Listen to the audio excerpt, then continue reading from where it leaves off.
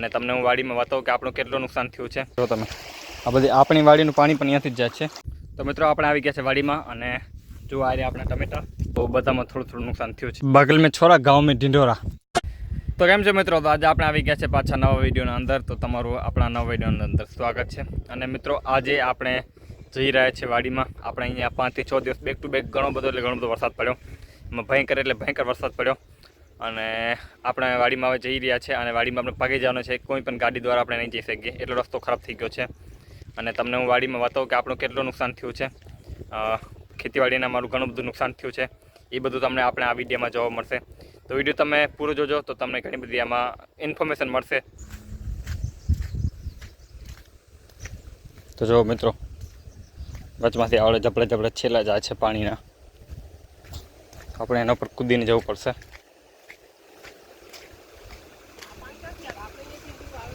અહીં છે બધું. આપણી વાડીનું પાણી અહીંયાથી જ જશે ને બધું.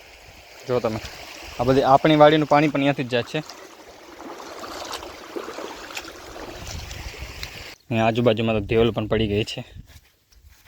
જો તમે પાણી કેટલું આવ્યું છે એ ખબર નથી પડતી આપણે વાડીમાં. આ રીતે હા પાણી ભરાયું હોય પેલું તો પડ્યું એટલી વાર નીચે ડરી ગયું.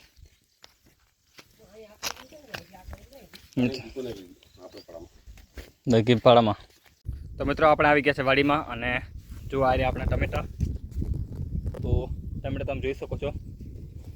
ટમેટામાં થોડું ઘણું નુકસાન થયું છે. અને આપણે ટમેટા અને વાલ અને કપાસની ખેતી કરી હતી તો બધામાં થોડું નુકસાન થયું છે. કેમ કે વરસાદ જ ઘણો બધો પડ્યો છે અને પવન ઘણો બધો હતો, એના માટે બધામાં થોડું નુકસાન થયું જ છે. હવે બધું આપણે પૂરી વાડીમાં આપણે રાઉન્ડ લગાય છે અને અનુમાન લગાવશું કે કેટલાનું નુકસાન થયું છે. એ પ્રમાણે આપણે સરકારને પણ થોડીક જાણ કરવાના છીએ. અને વાલમાં પણ આપણે નજર નાખીએ તો વાલમાં મિત્રો શું થયું ખબર કે વાલ આપણે વાવી એના 1-2 દિવસને જ વરસાદ પડ્યો તો એના કારણે વાલ અંદર જ રહી ગઈ છે, બહાર નથી નીકળી શકી, સડી ગઈ છે. તો વાંધો નથી, એની ફરીથી વાવેતર કરવી પડશે. અને તમે જોવા કે પગ જમીનમાં હાલ્યા જશે એટલો આના અંદર ભેજ પડ્યો છે.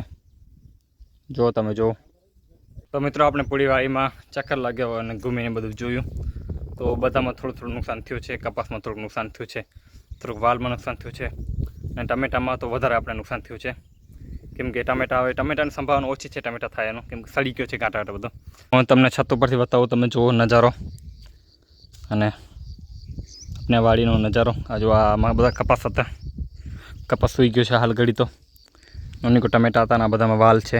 છત માટે સુવા માટે ઈસેંગું રાખ્યું તો જો ઈસેંગાની શું હાલત થઈ છે જુઓ તમે. હાલો તમે થોડુંક, આ તો ઉપડતું પણ નથી, બહુ વજન થઈ ગયું છે આમાં. તો એમ ઘણું વજન થઈ ગયું છે આમાં. આપણે બનાવી છીએ ચાય વાડીમાં અને હમણાં આપણે જે લાકડા છે એ થોડાક ગરમ શું પલળી ગયા છે એટલે સળગતા નથી. તો ફૂંકો મારીને આપણે સળગાવવું પડશે. બગલ મેં છોરા ગાँव में ઢિંઢોરા.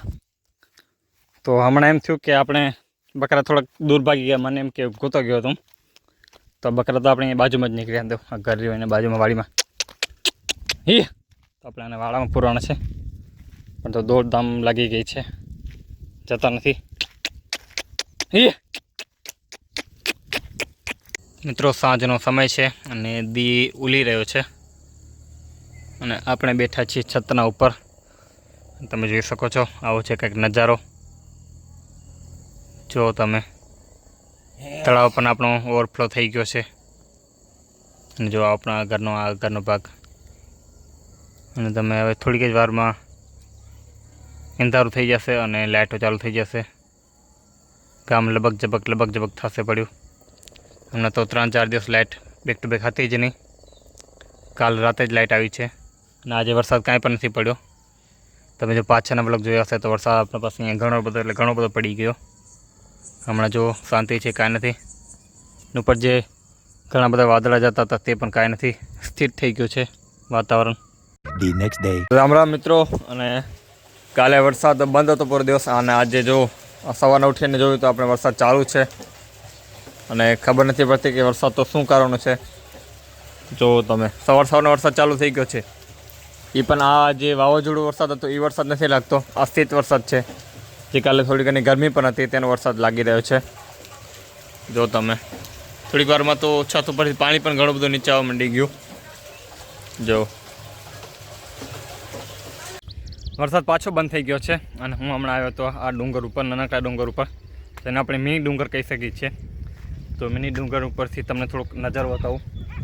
અને આમ તો મેં તમને બધો નજારો બતાવી ચૂક્યો છું, પણ મને થોડી આમ મજા આવે કેમ ઘરે ગમે ત્યારે ફ્રી બેઠો તો અહીંયા મિની ડુંગર ઉપર આવીને બેસું અને આવો વ્યૂનો આનંદ નજારોનો મજા લઉં.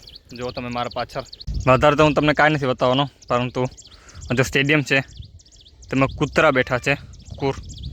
તો હું તમને ઝૂમ કરીને થોડુંક બતાવું. અને જો ને તમને ઝૂમ કરીને બતાવું દેખાય તો જો આનંદ બેઠા છે ઘણા બધા. આપણે ઝૂમિંગ ટેસ્ટ કરવાના હતા, જોઈ લો.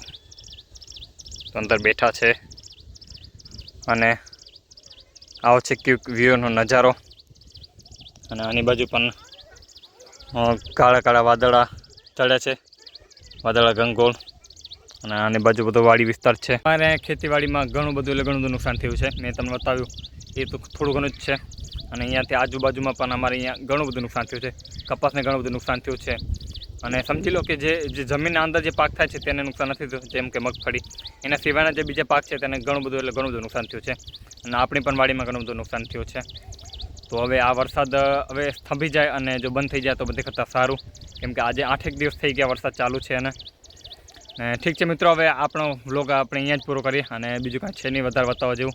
બીજું કાંઈ વધારે બતાવવા જેવું હશે તો હું તમને બતાવીશ. અને પહેલાં તમે આવાજ સુનો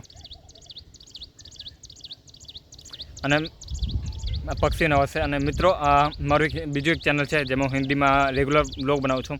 તો ક્યારેક મારા હિન્દી શબ્દ આવી જતા હશે તો એના માટે હું માફી માગું છું.